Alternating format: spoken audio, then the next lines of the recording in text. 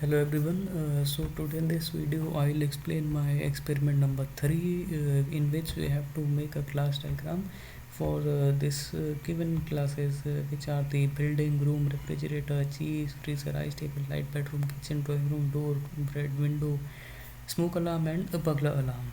So these are the classes we are given with. So yeah, let's begin. This is the class diagram I made in UML, and I will be explaining the types of relationship, some of the relationship I used, the association, the composition, the generalization which I used.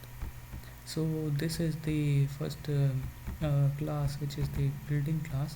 So a building class can have a many number of rooms in it. Okay, there is a building. This is a class. These all are the classes we are given with. Okay, then build as a class contain three sections in it.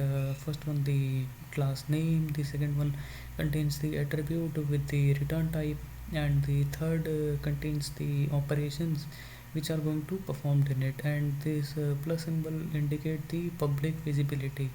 The negative symbol I didn't use but the negative indicate like they are the private member of the class, and the hash indicate that are the protected one. Since I use the plus, this indicate that these are publicly visible to all of the classes. Then a building class can have many number of rooms. Similarly, a room can have many number of tables, doors, windows and lights in it. Okay, then a room can be of the types like it can be a bedroom or a drawing room, and the kitchen room also it can be like a restroom, but we were given among these only, like we can see yeah, this drawing room, bedroom and kitchen. Okay, so we used these three classes, and this is the parent class room, and these three are called the child classes. That's why we use the generalization relationship. Similarly, as I explained this, a room can contain kitchen in it. Yeah, it can sorry, a room can be type of kitchen. Okay, a kitchen can contain one or any many number of refrigerators in it. Then a refrigerator can contain one pack of cheese, two pack of cheese, or many pack of cheese in it. Similarly, for bread, and a refrigerator can contain one freezer in it, or it's expensive one, so it can be two freezers and three freezers on it.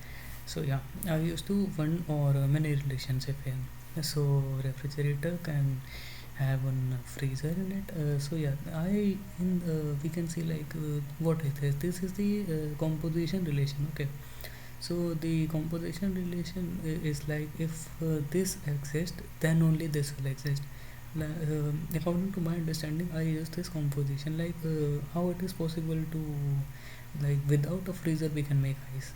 Yeah, that makes sense. So that's why we use the composition relation here. Like one freezer can produce any number of amount of ice in it. Okay, so yeah, that's for the refrigerator part. Now like yeah, and these are the operations like window can be like open the window, close the window, or slightly open the window. Similarly for the light, that switch on the light or switch off the light.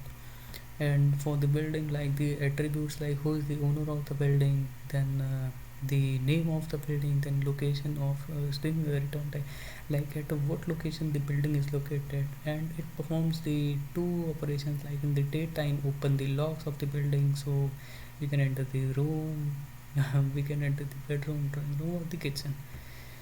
So yeah, and in the night time that close the building for security purpose, and yeah, for security and purpose we use the alarm also, the alarm class. Like a building can have many number of alarms in it. Okay, and similarly we use the generalization, like it can be a smoke type alarm or the burglar alarm.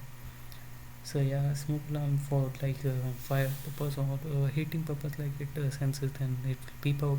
Or burglar alarm, like if any random person with like if any random person is trying to enter in the building, then in the room, so like without an identity, if he or she is trying, so this will be found. So yeah, that's it in the video for my experiment number 3. In the next video I'll explain my experiment number 4.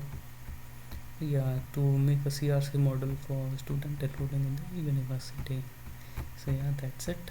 Thanks for watching.